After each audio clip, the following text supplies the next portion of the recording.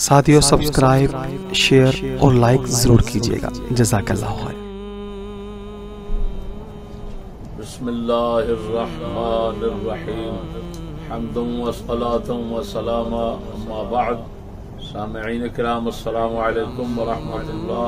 اس وقت کا موضوع ہے مسئلہ تشبہ اور صاحبزادے کی خبطیاں، تناقض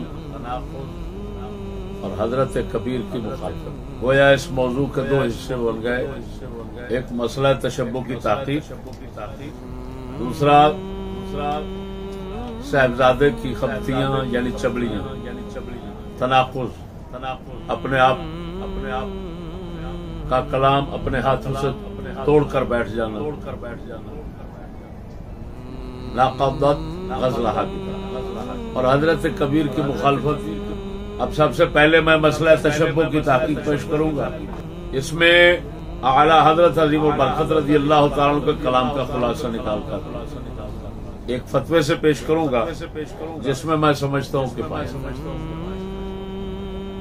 لیکن عجیب بات یہ ہے کہ اسی فتوے کو سامنے رکھ کر صاحبزادہ پڑھتا رہا، بیان کرتا رہا، لیکن بیچارہ خبطیاں مارتا رہا۔ اس سے وہ اعلیٰ حضرت کا لکھا ہوا اردو جو ہے اس کا بھی صحیح مطلب بیان نہیں ہوتا۔ تو میں اعلیٰ حضرت کا خلاصہ مطلب 24 جلد سے رضا فاؤنڈیشن والے چھاپے کی پیش کروں گا۔ پھر دوسرے مرحلے میں ناچیز اپنی تحقیق، تیسرے مرحلے میں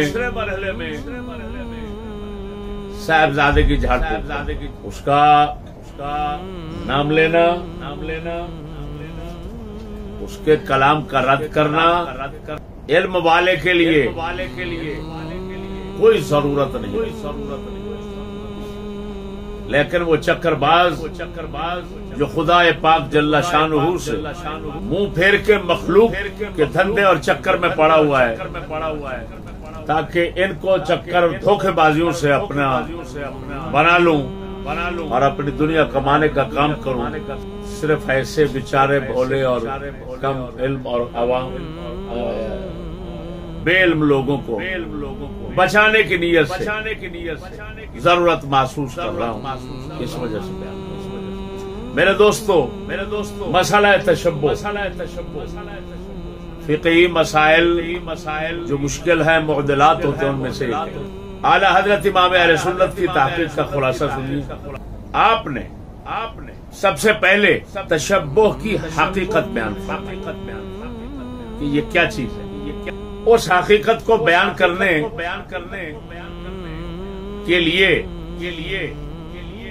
آپ نے تشبہ کی دو قسمیں بنائی، ایک تشبہ التزامی، ایک لزومی۔ تشبہ التزامی کی تعریف کرتے ہوئے، معنی مطلب بیان کرتے ہوئے اعلیٰ حضرت فرماتے ہیں التزامی یہ کہ یہ شخص یعنی کوئی شخص کسی قوم کے طرز و وضع خاص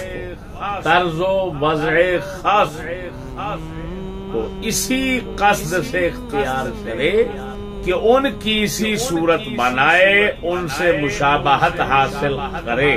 آپ فرماتے ہیں حقیقتاً تشبہ اسی کا نام ہے، یعنی جب کوئی بندہ کسی کو طرز و وضع خاص یعنی ان کا طریقہ خاص اس نیت اور ارادے کے ساتھ اختیار کرے، کسی قوم کے طریقہ خاص کو، وضع خاص کو، طرز خاص کو، یعنی جو ان کے ساتھ خاص ہے، اس نیت اور ارادے سے اختیار کرے تاکہ میں ان جیسی صورت بنا لوں، ان سے مشابہت حاصل کر لوں، میں بھی لوگوں کو ان جیسا نظر آؤں۔ آپ فرماتے ہیں یہ التزامی تشبہ ہے، اور یہی حقیقت میں تشبہ ہے۔ آپ بھی سمجھتے ہیں جب ایک شخص پورے زور شور سے ارادہ کر کے کسی قوم کی شکل، صورت، وضع، طرز اختیار کرنا چاہتا ہے تاکہ ان جیسا شمار ہو، چاہے دین میں چاہے دنیا میں، تو ایسا شخص جو ہے وہ حقیقتاً خود اپنے اوپر تشبہ لازم کر رہا ہے، تشبہ کو ہاتھوں سے پکڑ رہا ہے، یہ تشبہ حقیقی یہی ہے۔ اعلیٰ حضرت فرماتے ہیں لزومی کا معنی پھر بیان کرتے ہیں کہ تشبہ لزومی کیا چیز ہے، تو فرماتے ہیں بندے کا ارادہ ان سے مشابہت کرنے کا نہ ہو، مگر وہ وضع اور طرز اور طریقہ اس قوم کی پہچان ہو، شعار ہو۔ اس رنگ میں جب کسی کو لوگ دیکھیں تو فوراً سمجھیں یہ فلاں قوم کا بندہ ہے۔ اگر اس صورت میں ارادے اور قصد مشابہت کے نہ ہونے کی وجہ سے حقیقتاً تشبہ نہیں، لیکن تشبہ صورت اس کو کہتے ہیں تشبہ لزومی اعلیٰ۔ تو اب آپ کے سامنے ایک تشبہ حقیقی، ایک تشبہ صورتاً، اس کی یہ دو قسمیں آ گئی، ان کی حقیقت سمجھ آ گئی، اور موٹا سا فرق دونوں میں کہاں ہوا؟ قصد اور ارادے۔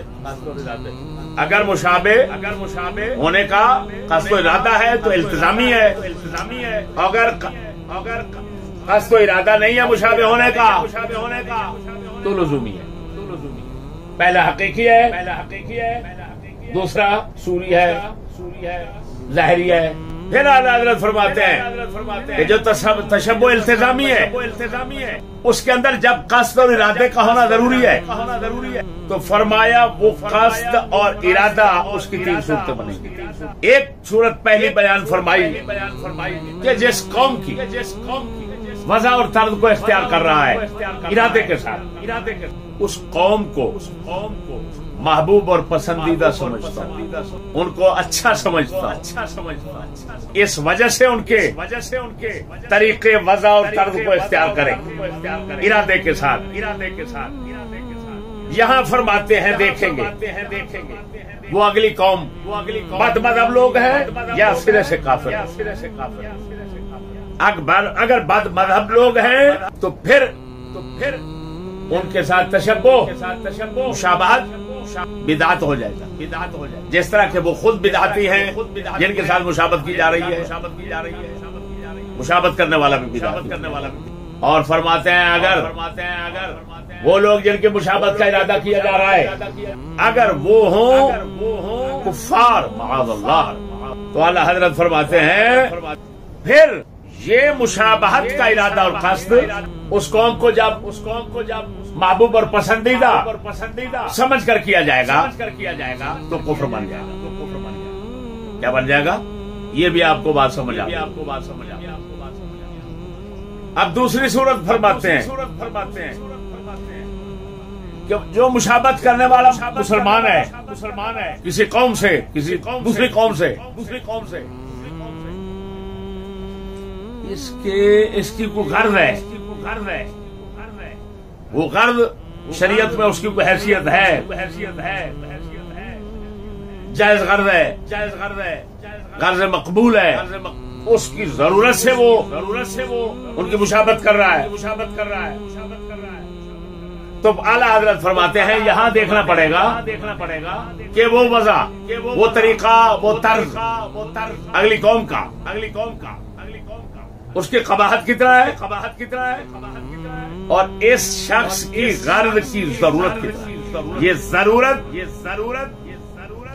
اور ان کے وضع کی قباحت دونوں کا موازنہ کریں گے۔ اگر غالب رہے اس کی ضرورت جو شرع میں ضرورت بنتی ہے تو پھر یہ تشبہ کوئی حرام نہیں ہوگا، جائز ہوگا، بلکہ ہو سکتا ہے بعض اوقات ضروری ہو۔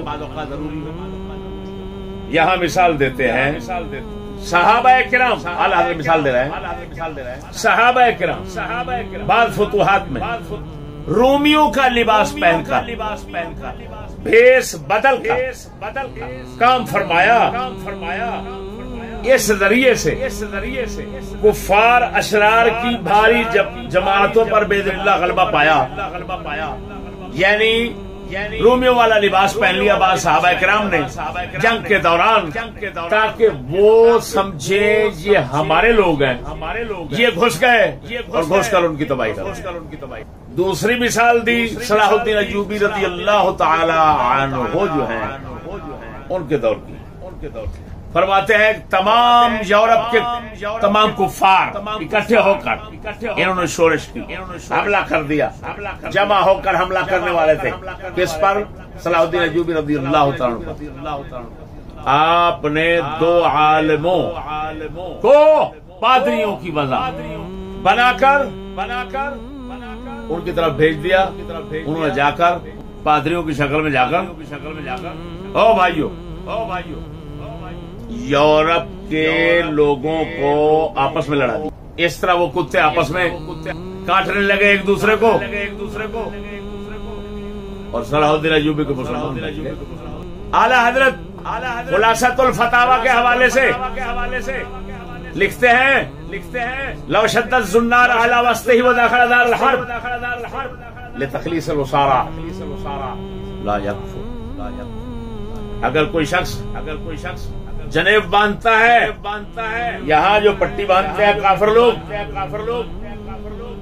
اور دار الحرب میں داخل ہو جاتا ہے تاکہ جا کر ان کی وضع اور حالت میں رہ کر وہاں کے مسلمان قیدیوں کو چھڑا کر لے آئے، انہوں نے قیدی پکڑ رکھے تھے مسلمانوں کے، تو کافر نہیں ہوگا۔ اور اگر ولو داخلہ لاجل تجارت، توجہ رکھنا ذرا،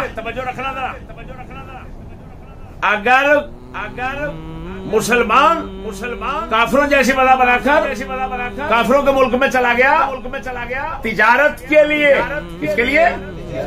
تجارت کے لیے، پیسہ کمانے کے لیے، تو یکفر کافر ہو جائے۔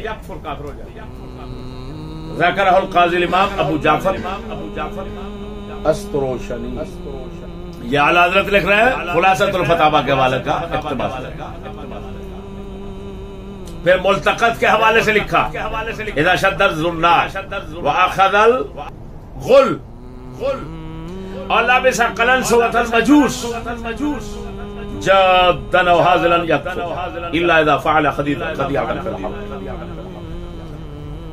کافروں کا لباس پہن لیتا ہے، ان والا غل پہن لیتا ہے، توق مجوسیوں کی ٹوپی پہن لیتا ہے، مذاق کے ساتھ یا حقیقت کے، تو کافر نہیں ہوگا،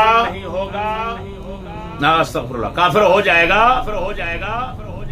ہاں اگر جنگ میں دھوکہ دینے کے لیے کافروں کے ساتھ ایسا کرتا ہے تو پھر کافر نہیں ہوگا۔ اسی طرح منح الروز یعنی شرفی کا اکبر ملا علی قاری کے حوالے سے لکھ رہے ہیں۔ اب تیسری صورت بتاتے ہیں، فرماتے ہیں تیسری صورت یہ ہے، یعنی تشبہ التزامی میں جو قصد ہوتا ہے، ارادہ ہوتا ہے، اس کی تیسری صورت یہ ہے کہ انہیں اچھا بھی نہیں جانتا، کوئی ضرورت شرعی بھی نہیں ہے، محض کسی دنیاوی فائدے کے لیے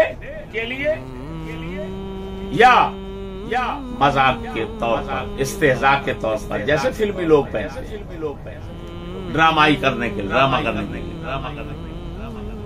تو اعلیٰ حضرت فرماتے ہیں اگر اس طرح مزہ اختیار کرتا ہے، کوئی دنیاوی فائدہ ہے یا حضل و استہزاء ہے، پھر بھی حرام اور ممنوع۔ یہ اعلیٰ حضرت نے یہاں لکھا، اور پھر آپ نے فرمایا کہ یہ تشبہ وہاں ہوگا جہاں پر خاص شعار ہو اگلوں کا، غیر لوگ وہ کام نہ کرتے ہو، وہی کام قوم کرتے ہو، اب تشبہ ہوگا۔ اگر یہ بات نہ ہو اور بھی کرتے ہوں تو ایسے صورت میں قباحت نہیں رہے گی۔ ہاں اگر کام فی ذات ہی مذموم ہے تو وہ اپنی مذمت کی وجہ سے مذموم رہے گا۔ یہ ہے اعلیٰ حضرت عظیم البرکت کی بیان کی تلخیص جو میں نے اپنے الفاظ میں آپ کو سمجھا۔ آخر میں خلاصہ نکالتے ہیں، خود تو یوں کہتے ہیں، اس تحقیق سے روشن ہو گیا کہ تشبہ وہی ممنوع و مکروہ ہے جس میں فاعل کی نیت تشبہ کی ہو، یا وہ شے ان بد مضمون کا شعار خاص یا فی نفس شرعن کوئی حرج رکھتی ہو، بغیر ان صورتوں کے ہرگز کوئی وجہ ممانعت نہیں۔ یہ خلاصہ آپ نے نکالا اعلیٰ۔ اب میں آتا ہوں میرے دوستوں اپنی تحقیق کی، ناچیز کو جو خدا کی طرف سے سمجھ آیا ہے، اپنے بزرگوں کی صحبت میں سمجھ آیا، وہ سمجھ آیا۔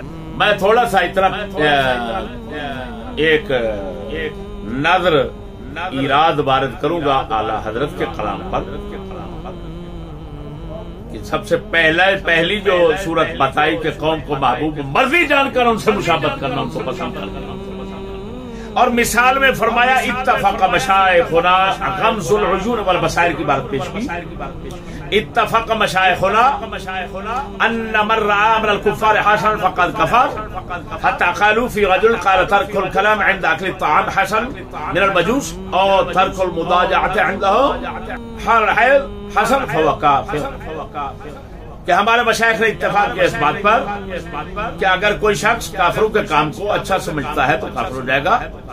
یہاں تک کہ علماء فرماتے ہیں کہ مجوس لوگ کھانا کھاتے وقت خاموشی کرتے ہیں، بولتے نہیں، چپ سے کھانا کھاتے ہیں، تو اگر کسی نے ان کے اس عمل کو اچھا سمجھا تو کافر ہو جائے گا۔ اسی طرح جب عورت کو حیض آتا ہے، ماہواری آتی ہے، اس وقت یہ مجوس جو ہیں عورت کے ساتھ سونا گوارا نہیں کرتے، الگ سوتے ہیں، تو جس نے ان کے اس عمل کو بھی اچھا سمجھا وہ کافر ہو جائے گا۔ اب یہاں پر اشکال و اعتراض یہ ہے کہ اعلیٰ حضرت نے جو ممثلہ اوپر بنایا وہ ہے قوم کو محبوب و مرضی سمجھنا، جو آگے اس کا شاہد پیش کیا، دلیل پیش کی، جو مثال پیش کی، تو وہ ہے وہ قوم کے متعلق نہیں ہے، وہ فعل کے متعلق ہے، قوم کے فعل کے متعلق، عمل کے متعلق ہے کہ ان کا اکیلا سونا، حیض کی حالت ماہواری میں الگ سونا، اور کھانے کھاتے وقت نہ بولنا، چپ رہنا، یہ اب یہ دونوں عمل ہیں، یہ قوم نہیں، قوم مجوس ہے۔ یہاں قوم مجوس کو فقہا نے نہیں محبوب مرضی قرار نہیں دیا، ان کے عمل کو کہہ رہے ہیں کہ اگر کسی نے اچھا کہہ دیا تو کافر ہو جائے گا۔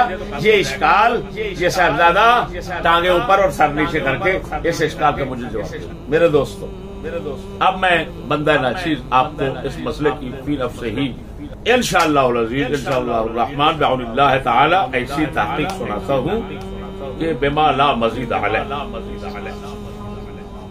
اس سے زیادہ آپ پھر کہیں نہیں پائیں گے، اس کے برابر کی نہیں پائیں گے۔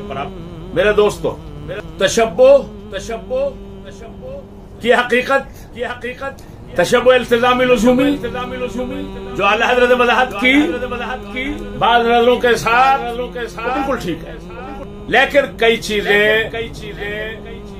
جن کو آپ کے سامنے رکھنا ضروری ہے، اس مقام پر ظاہر کرنا ضروری ہے، اور وہ اعلیٰ حضرت کے کلام میں واضح نہیں ہوتے، وہ کرنا ضروری ہے۔ وہ کیا ہے؟ یہاں پر پہلے یہ سمجھیں، ایک ہے وہ بات، وہ کام جس میں مشابہت کی جائے، ایک ہیں وہ لوگ جن کے ساتھ مشابہت کی جائے۔ یہ دو چیزیں ذہن میں، ایک کیا ہے؟ وہ کام اور بات جس میں مشابہت کی جائے، ایک ہے وہ لوگ جن کے ساتھ مشابہت کی جائے۔ یہ دو الگ چیزیں ہیں۔ اب میں وضاحت کروں گا، کس میں بتاؤں گا جن باتوں میں مشابہت کی جاتی ہے وہ کتنا قسم بنتی ہیں۔ ایک ہوتے ہیں مذہبی شعائر، مذہبی خاص خصوصیات اور خاص علامتیں، مثلا بتوں کے سامنے سجدہ ریز ہونا، ہندوؤں کا کام، ماتھے پہ تلک لگانا ان کے مذہبی پہچان، عیسائیوں کا اپنا خاص طریقے سے عبادت کرنا یا صلیب لٹکانا، سکھوں کا اپنے گردوارے میں خاص طریقے سے عبادت کرنا، گرنتھ کو ماننا یہ ان کے مذہبی شعائر ہے، انجیل کو ماننا یہ عیسائیوں کا مذہبی شعار ہے۔ علی ھذا القیاس ہر قوم کا اپنا اپنا مذہبی شعار پہچان ہوتی ہے۔ 5 وقتی نماز ہم مسلمانوں کا شعار ہے، اذان ہم مسلمانوں کا شعار ہے، یہ مذہبی شعار ہے ہمارا۔ قرآن ہمارا مذہبی شعار ہے، بخاری مسلم احادیث مبارکہ ہمارے مذہبی شعار ہیں، حج کعبہ ہمارا مذہبی شعار ہے، کعبۃ اللہ ہمارا مذہبی شعار ہے، اس کی تعظیم مذہبی شعائر ہوتے ہیں۔ دوسرا یہ بہت ہی اہم نکتہ ہے جس کی طرف نہ اعلیٰ حضرت نے توجہ کی اور نہ کسی اور نے کی، لیکن میں آپ کو ثابت کروں گا کہ یہ ایک ایسی حقیقت ہے جس سے انکار نہیں ہو سکتا۔ اگر توجہ کرائی جاتی ان بزرگوں کو تو وہ کہتے بالکل ٹھیک ہے، یہ تو صحیح کہہ رہا ہوں۔ یہ ہے ملی لفظ میرے یاد رکھنا، ملی یا تہذیبی یا عادی شعائر کفریہ، شعائر محرمہ، شعائر مکروہ۔ اب یہاں پر میں نے لفظ استعمال کیا ملی، تہذیبی، عادی۔ ملت کی طرف نسبت ہے، ملت کی نسبت، ملی، تہذیبی۔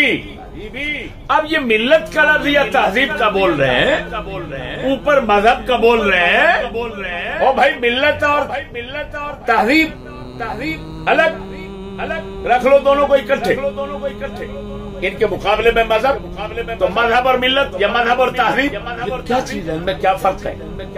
میرے بھائیوں آپ کو پہلے بتا چکا ہوں، آج پھر تازہ کر دیتا ہوں۔ تہذیب کل بتایا تھا، مرزائی جہلمی کے رد میں یہ بیان کیا ہے، نظام سیاست، نظام معیشت، نظام معاشرت، نظام تعلیم مخصوص نظریات کے ساتھ، یعنی نظریہ استحسان کے ساتھ، کیا کہہ رہا ہوں یعنی صحیح سمجھ نظام سیاست، نظام معیشت، نظام معاشرت، نظام ساتھ ان سب کو صحیح، حسن، اچھا، اعلیٰ، عمدہ سمجھنا، یہ 5 چیزوں کا مجموعہ تہذیب بنتی ہے۔ کیا کہہ رہا ہوں؟ تہذیب بنتی ہے۔ اس تہذیب کو بعض اوقات ملت کہا جاتا ہے، تہذیب کو بعض اوقات دین بھی کہہ لیا جاتا ہے، کیونکہ دین کے مختلف معنی ہیں۔ لفظ دین کے یہ دیکھو میرے بھائیوں، دین کا معنی ایک عادت ہے، ایک سیرت ہے۔ یہ قاموس، بڑی جو قاموس ہے امام فیروز آبادی رضی اللہ تعالی، اس کے اندر عادت اور سیرت بھی دین کا نام لکھا ہوا ہے، اس لحاظ سے تہذیب کو دین بھی کہتے ہیں۔ حدیث مبارک میں آتا ہے، توجہ ذرا، الکفر ملت واحد، حضور نے کیا فرمایا؟ کفر ایک ملت، یہاں ملت بامانہ دین کرتے ہو تو کفر یہودیوں کا الگ دین ہے، یہودیوں کا الگ دین ہے، عیسائیوں کا الگ دین ہے، ہندوؤں کا الگ دین ہے، سکھوں کا الگ دین ہے، مجوسیوں کا الگ دین ہے۔ تو حضور فرما رہے ہیں کفر ایک ہی دین ہے۔ یہاں پر روح المعانی شریف میں فرمایا وقد تطلق علی الباطل کل کفر ملت واحد، کہ کبھی لفظ ملت بول کر باطل بھی مراد لیا جاتا ہے، تو معنی بنا کفر ایک ملت ہے، یعنی کفر ایک باطل ہے، یعنی باطل ہونے میں کفر سارا ایک ہے، چاہے کسی بھی شکل میں۔ اب یہاں پر ملت دین کے معنی میں نہیں، باطل کے معنی میں آ رہا ہے، قرآن پاک میں آتا ہے لن ترضى عنك اليهود ولا النصارى حتى تتبع ملتهم، یہود نصارہ آپ سے محبوب راضی ہرگز نہیں ہوں گے جب تک کہ آپ ان کی ملت کی اتباع کریں۔ یہاں پر اعتراض اٹھتا ہے، تفسیروں میں آیا ہے کہ ملت یہود الگ ہے، ملت نصارہ الگ ہے۔ تو یہاں پر تو ہونا چاہیے تھا حتی تتبع ملتہم، ان کی دو ملتیں، لیکن آیا حتی تتبع ملتہم، ان کی ایک ملت، تو ملت ایک کیوں کہا؟ لأنہما یجمعہم الکفر، اور مانی ہے کہ کفر دونوں کو اکٹھے کر رہا ہے تو ملت فرما دی. یہ ہے ابن عاشور کی تفسیر. عرب کا بہت بڑا ادیب ہوا ہے. یہ کہہ رہا ہے ملت بکسر المیم الدین والشریعہ وہی مجموع عقائد واعمال یلتزمها طائفۃ من الناس یتفقون علیها وتكون جامعۃ لهم كطریقۃ یتبعونها. وہ عقائد اور اعمال کوئی لوگ جمع ہو کر ان کو قابو کر لیں، ان پر اتفاق کر لیں اور وہ سب کو اکٹھے رکھے. میرے دوستو یہ ہے توضیح تلوی حاشیہ توشیح کے ساتھ. اس میں لکھا ہوا ہے او من مل القوم اذا اتفقوا کہ ملت مل القوم سے مل القوم محاورے سے ہو، اور یہ اس وقت بولتے ہیں اتفقوا جب لوگ متفق ہو جائیں کسی بات پہ تو اس وقت کہتے ہیں مل القوم. اب میں بتاتا ہوں قرآن میں حتی تتبع ملتہم آیا. اگر آپ کہتے ہیں توجہ رکھنا ذرا کہ یہاں ملت بمانا دین مذہب ہے تو اعتراض ہوگا کہ یورپ والے ان مسلمانوں پر راضی ہو جاتے ہیں جو مسلمان ان کی تہذیب اپنا لیتے ہیں. ایسے ہے سچی بات، بولو صحیح بولو، ایمان سے بولو. مصر کے وائسرائے کا بیان محفوظ ہے جس میں اس نے کہا اگر مسلمان دنیا کے کسی کونے میں اسلام کی خالص حکومت کرنا چاہے تو ہم لمحہ بھر کے لیے بھی اس کو گوارا نہیں کر سکتے، اور اگر مسلمان ہماری تعلیم و تہذیب کے دل دادا بن جائیں. بات سمجھ رہے ذرا، اگر مسلمان ہماری تعلیم و تہذیب کے اگر ان میں ایسا گروہ جماعت تیار ہو جائے، ایسی پارٹی تیار ہو جائے تو ہم حکومت ان کو منتقل کر کے دے کر ہم چلے جائیں. لارڈ میکالے کا وہ قول، وہ بکواس دنیا کی مشہور کتابیں سکولوں میں موجود ہے کہ ہمارا مقصد ایک ایسی کھیپ تیار کرنا ہے جو رنگ اور نسل کے اعتبار سے تو ہندوستانی ہو لیکن فکر و عمل کے اعتبار سے انگریز ہو، تاکہ ہماری حکومت چلانے کا کام دیں. یہ بکواس اس کی مشہور ہے یا نہیں لارڈ میکالے کی؟ تو یہ تو صاف بتا رہے ہیں سارے باتیں ان کی کہ وہ راضی اور خوش ہو جاتے ہیں ان لوگوں پر جو ان کی تہذیب اور تعلیم کے دل دادا ہو جاتے ہیں، ان کو حکومت دے کر بھی چلے جاتے ہیں. بات سمجھنا ذرا. اب قرآن فرما رہا ہے وہ راضی نہ ہوں گے جب تک تم ان کی ملت کی پیروی نہ کرو. سوال پیدا ہوتا ہے ملت اگر مذہب کے معنی میں ہے تو معنی بنے گا جب تک ان کے مذہب کی پیروی نہ کرو. تو مسلمان ان کے مذہب کی پیروی تو نہیں کرتے، عیسائی تو نہیں بنتے، سکولیے یہودی تو نہیں بنتے، یہ تو صرف نیچری بنتے ہیں. جب نیچری بنتے ہیں تو وہ راضی ہو جاتے ہیں، تو راضی ہونا پایا گیا لیکن مذہب پر راضی ہونا نہیں. مذہب تو نہیں اپنایا گیا، راضی ہونا ان کی طرف سے پایا گیا لیکن کلمے پڑھنے والوں کی طرف سے مذہب اپنانا تو نہ پایا گیا. اس کا جواب یہاں یہ ہے کہ ملت جس طرح دین اور مذہب کے معنی میں آتا ہے اسی طرح تہذیب کے معنی میں بھی آتا ہے، جس کو تہذیب کہہ لو، کلچر کہہ لو، جس کو تمدن کہہ لو. جب اس معنی میں آتا ہے تو خدا کے بندے بات سمجھنا، جب اس معنی میں بھی آتا ہے تو قرآن پر اعتراض ختم ہو گیا۔ کہ یہود نصارہ تم سے راضی نہ ہوں گے جب تک ان کے ملت کی پیروی نہ کرو۔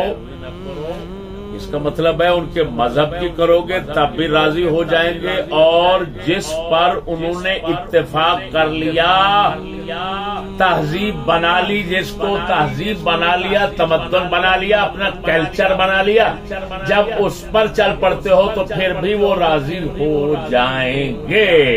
آج ہم یہی دیکھتے ہیں۔ سنیے، ایک آج کافر ہونے کے دو طریقے ہیں۔ ایک ہے اسلام کو چھوڑنا، کسی مذہب میں چلا جانا، سکھ بن جانا، ہندو بن جانا، یہودی بن جانا، عیسائی بن جانا۔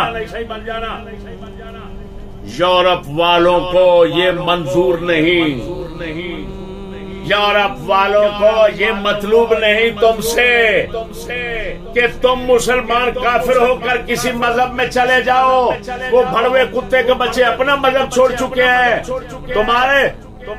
تمہیں کیوں کسی مذہب میں آنے کی دعوت دے گئے؟ لیکن ان کا ایک اور بڑا مقصد ہے،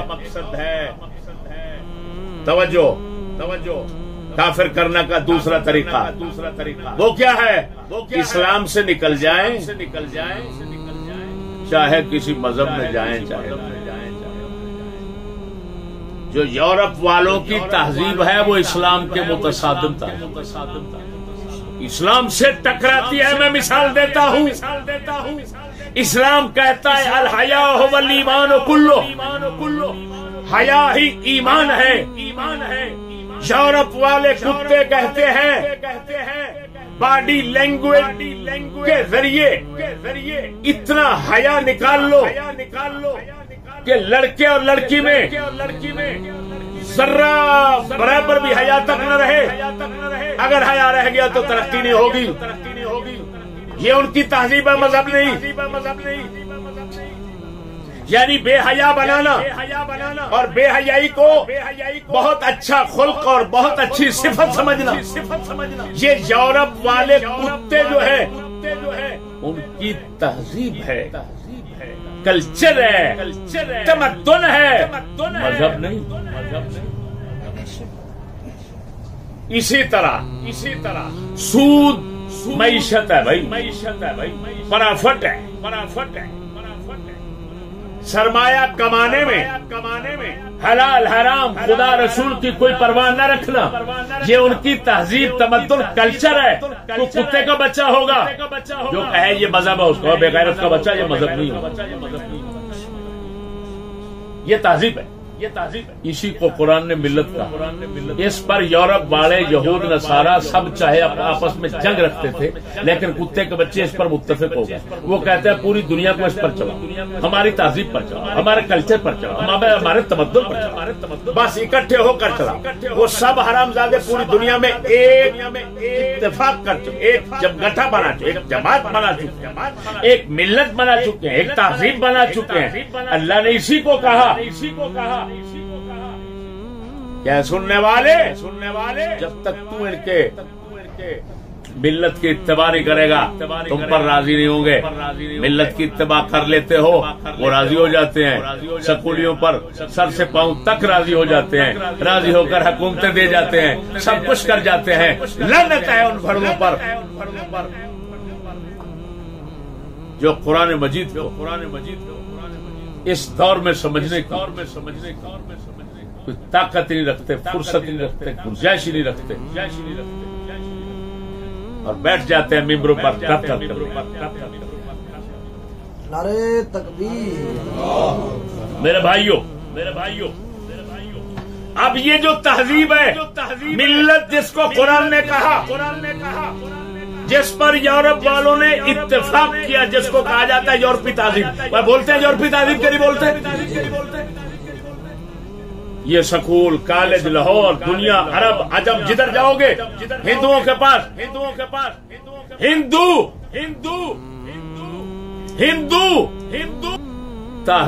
مذہب اپنا نہ چھوڑے چاہے تہذیب اپنا چکا اپنی تہذیب چھوڑ کر ان کی تہذیب اپنا مسلم مذہب نہ چھوڑے تہذیب اپنا چکا بات سمجھنا لیکن ان کی تہذیب ایسی ہے کہ ہر مذہب سے متصادم ہے تو تہذیب ایسی ملعون جو ہے اس کو ماننے سے بندہ مرتد ہو جاتا ہے لیکن سن مرتد ایسا ہوتا ہے کہ کسی مذہب میں نہیں جا سکتے اس کو کسی مذہب کا نام نہیں دے سکتے اس کو یہودی عیسائی ہندو سے قرار نہیں کہہ سکتے اس کو مرتد کہنا پڑے گا کیونکہ اسلام سے نکل گیا لیکن کوئی مذہبی نام نہیں دے سکتے اس کو یہ مرتد کی عجیب قسم ہے جس کو پہچاننا بہت مشکل ہے کیوں یہ عجیب مرتد ہے بھڑوا جو مسجد میں جاتا ہے حج بھی کرتا ہے روزہ بھی رکھتا ہے اسی حقیقت کو بیان کر گئے ہمارے لسان العصر اکبر العبادی رضی اللہ تعالیٰ عنہ فرما گئے نئی تہذیب میں دقت زیادہ تو نہیں رہتی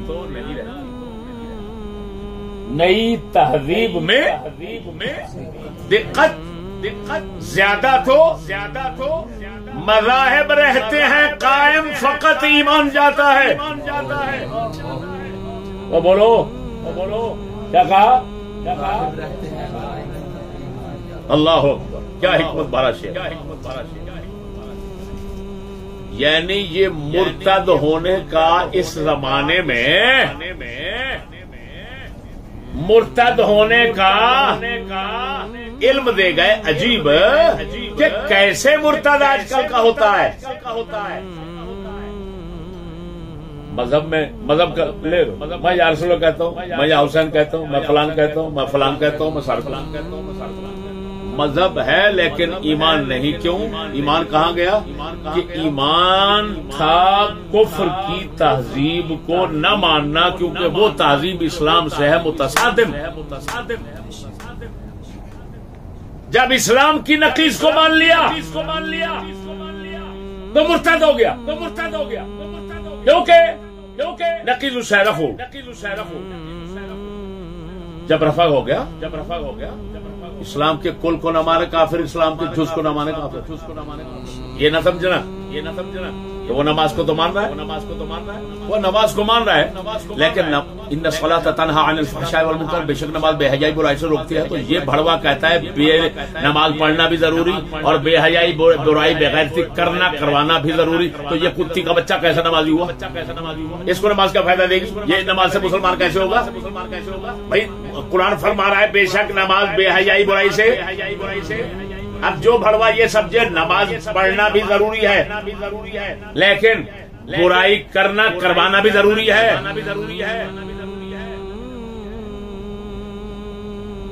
وہ ہماری تہذیب ہے یہ ہمارا مذہب ہے تو اس حرام زادے کو کہیں گے کافر مرتد ہے کوئی مسلمان نہیں ہے مذاہب رہتے ہیں قائم فقط اب سمجھ لو کہ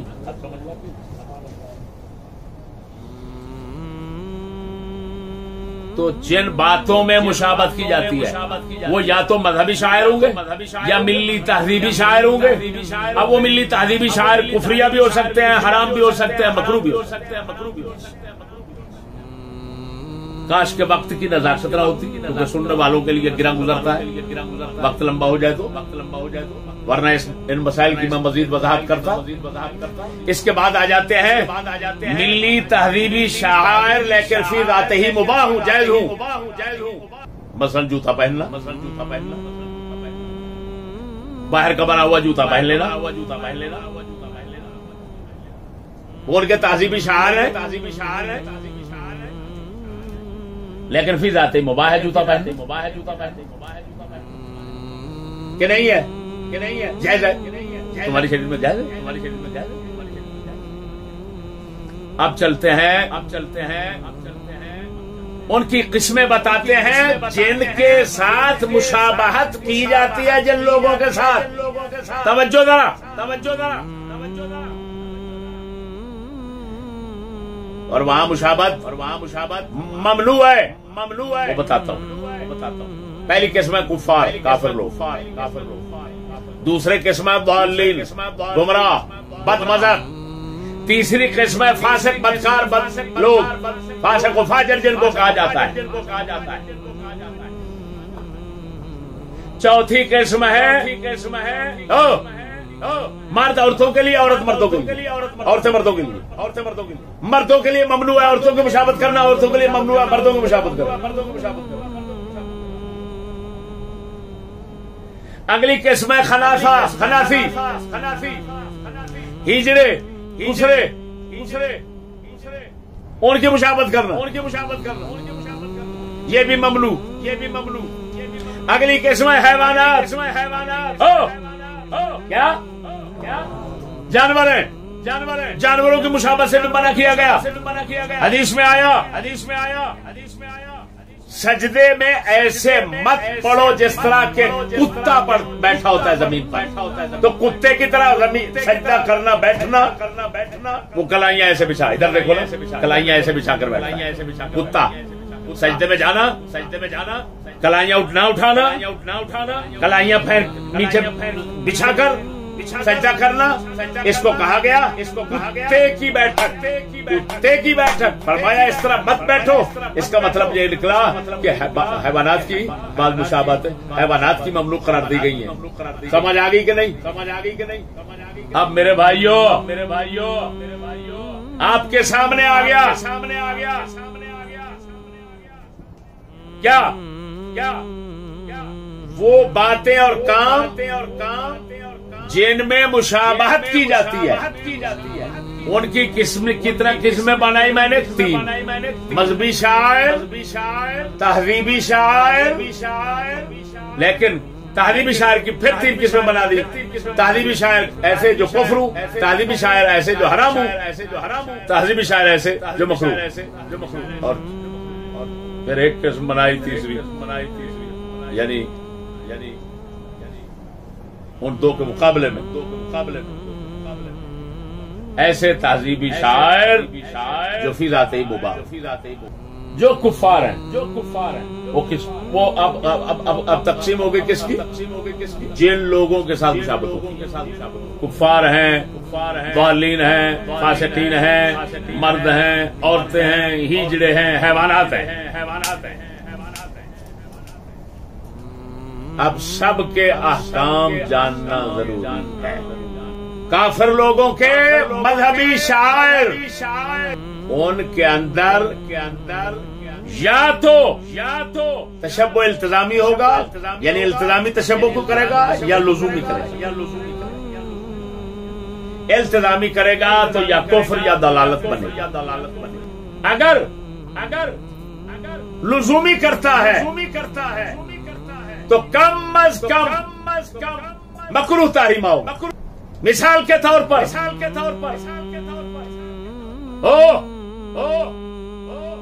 سورج ڈوب رہا ہو، سورج چڑھ رہا ہو، ان 2 وقتوں میں نماز پڑھنا مکروہ تحریمہ ہے۔ معلوم ہے بات؟ پتہ ہے 20 منٹ ہوتے ہیں، 20 منٹ اس کو وقت مکروہ کہتے ہیں۔ سجدہ اس وقت میں مکروہ، کیوں مکروہ؟ تیسرا وقت ہے زوال کا۔ آپ علیہ السلام نے فرمایا کافر لوگ اس وقت سجدہ کرتے۔ اب تمہارا ارادہ تو نہیں ہوتا، اگر تم اس وقت نماز پڑھو گے تمہارا ارادہ تو نہیں ہوگا، نہ کافروں سے مشابہت کرنے کا ارادہ ہے، نہ سورج کی پوجا پاٹ مقصود ہے کافروں کی طرح، لیکن تمہیں منع کیا جا رہا ہے سجدہ نہ کرنا۔ کیوں منع کیا جا رہا ہے؟ کہ یہ مشابہت لزومی ہے تو کم از کم مکروہ تحریمہ رہے گا، لہذا فقہاء نے لکھا یہ مکروہ تحریمہ اس وقت سجدہ۔ او بھائیو ادھر دیکھو، جو یورپ کی تہذیب ہے، جس کو ملت تمدن کلچر کہا جاتا ہے، یورپی، اگر کفریہ ہوں التزام کرے گا تو کفر کرے گا، لزوم کرے گا تو حرام ضرور، اگر حرام ہوں التزام کرے گا تو کفر کرے گا، لزوم ہوگا تو کراہت ضرور ہوگی۔ اسی پر قیاس کر لو مکروہات کو۔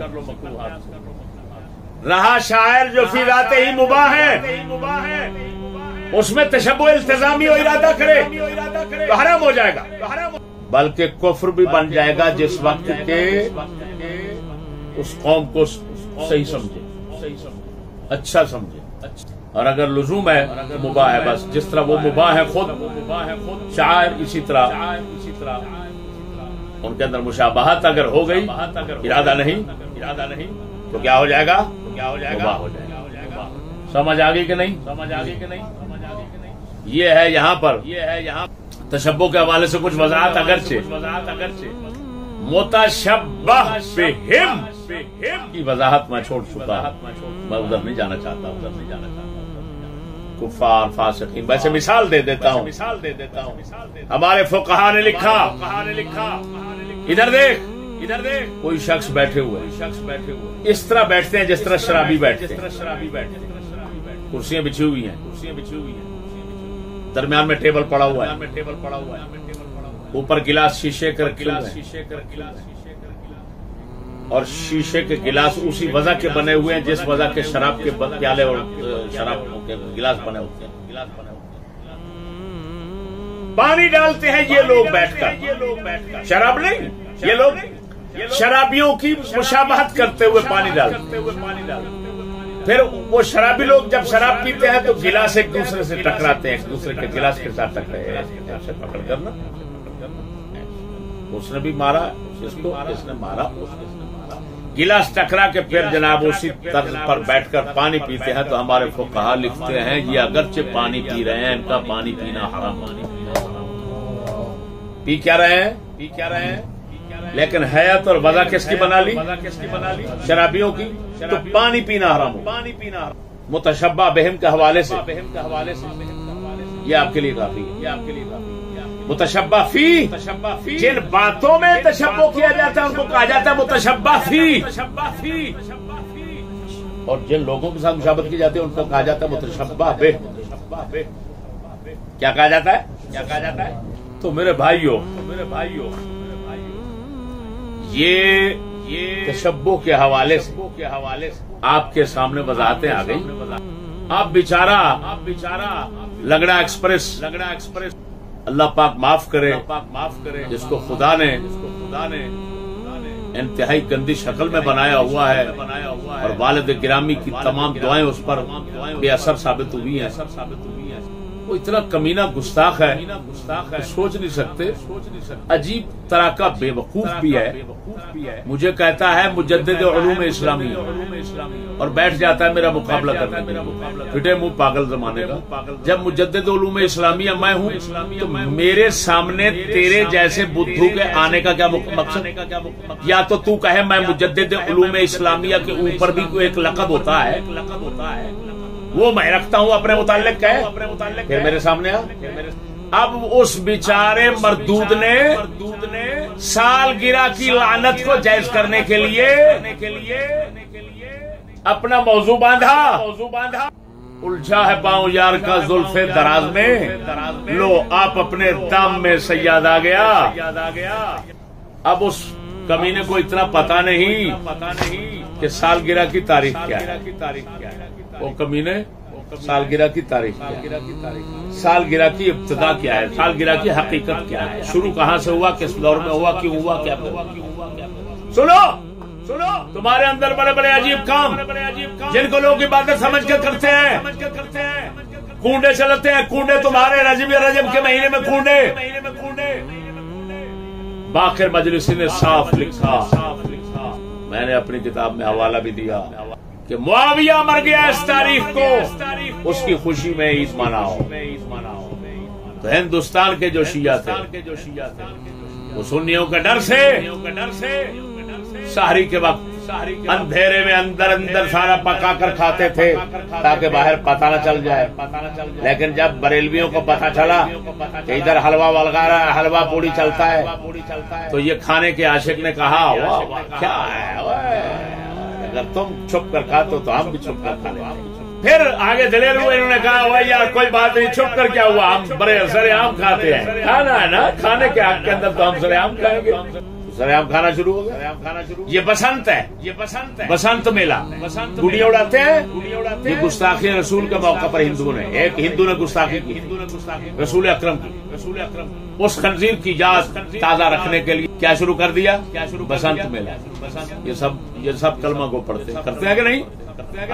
تو کہہ دے فی ذات یہ ہے، یوں ہے چنا کے جائز ہو گیا. لعنت تیرے علم پر. گستاخی رسول کے دل کو بغیرت جائز کہے گا. اب سال گرا میں تجھے دکھا رہا ہوں. یہ مضمون پڑا نیٹ پر. جشن سالگرہ، برتھ ڈے پارٹی، منظر و پس منظر. ڈاکٹر سمیہ ریاض فلاحی، یہ انڈیا کی ہے، اس کا مضمون ہے. ہمیں اس سے سروکار نہیں، لیکن اس نے تاریخ انگلش کی کتابوں سے دی ہے کہ یہ کب سے شروع ہوا، کہاں شروع ہوا. میرے دوستو، یہ 3000 سال پہلے مصر میں سالگرہ 3000 سال پہلے کہاں ہوئی؟ مصر میں ہوئی. لیکن طریقے ان کے مختلف تھے. جب مصر میں فرعونوں یعنی مصر کے بادشاہوں کی تاج پوشی ہوتی تھی تو ان کو لوگ کیونکہ خدا سمجھتے تھے، اس موقع پر یہ رکھی. پھر یونانی تہذیب آ گئی. مصری کے بعد کیا؟ یونانی. یہ کیا کرتے ہیں کہ یہ یونانیوں کی ایجاد ہے. کن کی ایجاد ہے؟ یہ ہمارے حضرت کبیر کی نہیں ہے، نہ حضرت صغیر. جی جناب. یہ رضا کے روحانی جو ہے نا، روحانی فیض دینے والے جو آپ سے روحانی فیض اس کو دے رہے ہیں، یونان والے یا یورپ والے، یہ ان ملعونوں نے کیک کاٹا. سنو، یہ ابتدا میں چاند کی شکل کا کیک کاٹا جاتا تھا یونانیوں کے پاس. کیوں؟ وہ بھڑوے حرامزادے مشرک تھے. قرآن فرماتا ہے چاند کی پوجا کرتے تھے، سورج کی پوجا کرتے تھے، ستاروں کی پوجا کرتے تھے. تو وہ پوجا کے طور پر رکھتے تھے اس کو. کیک کو کس کے طور پر رکھتے تھے؟ خدا سمجھ کر. کیا سمجھ کر؟ تعظیم کے لیے، خدا سمجھ کے لیے. پھر اسے چھوٹی چھوٹی موم بتیوں سے سجاتے تھے. وہ سمجھتے تھے کہ یہ موم بتیوں کے ذریعے ہم خدا کی طرف دعائیں بھیج رہے ہیں. اور موم بتیاں بھی جلائی جاتی ہیں سالگرہ کے موقع پر، کبھی جلائی جاتی بھائی؟ بولو تو صحیح. اچھا جی. پھر یونان والے، مصر والوں کے بعد یونان والوں کے بعد آگے روم والے. اب روم والے جو ہیں انہوں نے ذرا اس کو بڑھا دیا. وہ کرتے تھے بادشاہوں کی. ان حرامیوں نے عزیز و اقارب، رشتہ دار وغیرہ سب کے لیے یہ کام شروع کر دیا. لیکن مردوں کی کرتے تھے، عورتوں کی نہیں کرتے تھے. کون؟ رومی. بولو گورے. اور بولوا بندے کا بچہ کون؟ گورے. یہ گورے جو ہے. تو میرے دوستو، پھر عیسائیوں کے پاس آیا تو کرسمس ڈے بن گیا. کیا بن گیا؟ وہ جی عیسیٰ کی پیدائش پر، کیونکہ وہ بھی تو خدا سمجھتے ہیں. یہ ان کی پیدائش کی خوشی میں آ گیا کرسمس. اور پھر سکولی جو ہے سر سید کی جنس، وہ تو ہمیشہ منتظر رہتی ہے اہل یورپ کی طرف سے آنے والی گندگی کھانے کے لیے منتظر رہتی ہے. انہوں نے دیکھا تو گھر بسا لیا. اور ہمارے حضرت کبیر جو تھے، حضرت صغیر، وہ ہمیشہ ایسے کاموں کی شدید مخالفت کرتے رہے. بچہ اس کو جانتا ہے. آپ کے جانے کے بعد اسے خبر تھی کہ لے کر چراغ مصطفی جہاں میں آگ لگاتی پھرے گی بو لہبی. کسے پتا تھا کہ حضرت کبیر کے گھر میں ابو لہب پیدا ہوں گے؟ انہوں نے اٹھایا، سالگرہ رکھ لی. اب ذرا غور سے سمجھنا، وہ جی فی ذات ہی جائز ہے. اب میں اس کی خبتیاں سناتا ہوں. کیا خبتیاں مارتا رہا. تشبہ کو ناجائز کہنے کے بعد پھر تشبہ کو جائز کر رہا.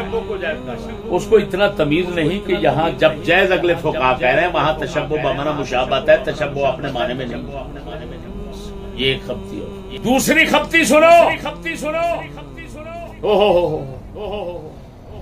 کہتا ہے یہ کہتا میرے بارے کہتا ہے، وہ کہتا ہے کہ بچوں سے تالیاں مروائی گئی. کہتا بچوں کا گھر میں تالیاں مارنا کون سا بڑا برا ہے؟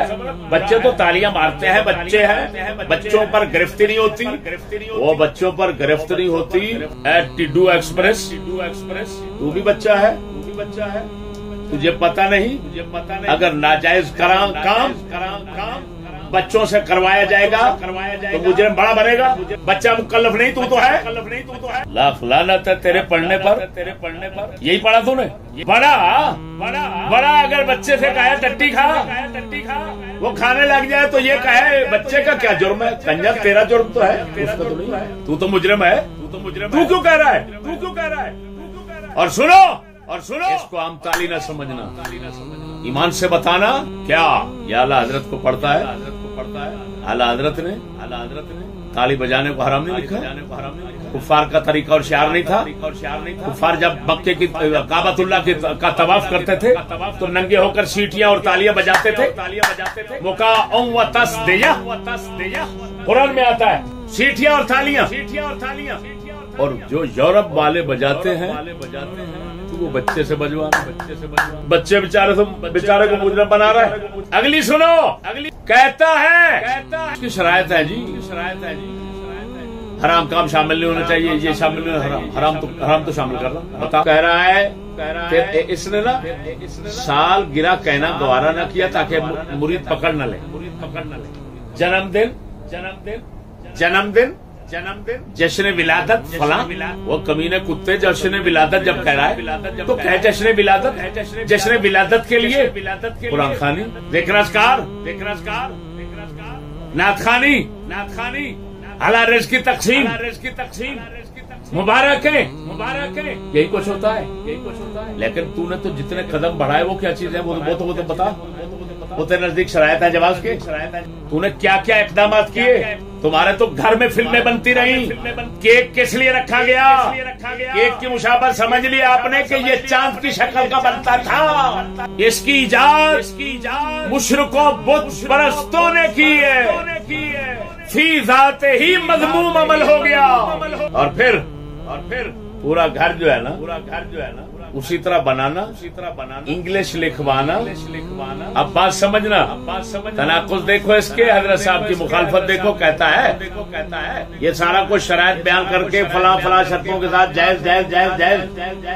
جائز کرنے کے بعد کہتا ہے بات آتی ہے نا زبان انگلش کی تو کہتا ہے میں نے شاہ صاحب کو روکا تھا، میں کہا تھا یہ نہیں کرنا چاہیے تھا یار، birth day happy birth day یہ کیوں کہا، یہ نہیں کہنا چاہیے انگلش، میں اس کو حرام سمجھتا ہوں. لاکھ لعنت ہے تیرے پڑھنے پر. اب پیچھے تشبہ کے احکام بتائے تو لغت جو فی ذات ہی جائز ہے اس کو حرام ہی کہہ دیا سرے سے. یہ کیا چکر ہے؟ اس کتے کو پتا تھا میرا ابا فولنے بولنے دیتا تھا، میرا ابا فولنے بولنے دیتا تھا. اب اگر میں کہتا ہوں جائز ہے انگلش، مرید جوتے ماریں گے جو سامنے بدھو کے بچے بیٹھے ہوئے ہیں، یہ بدھو کے بچے اٹھیں گے جوتے ماریں گے. بغیرت کیا کہہ رہا ہے؟ تیرا باپ تو ساری زندگی پمپ پہ فولنے بولنے دیتا تھا، تو کہتا ہے انگلش جائز ہے. اب انگلش کو بلا شرط حرام کہہ گیا.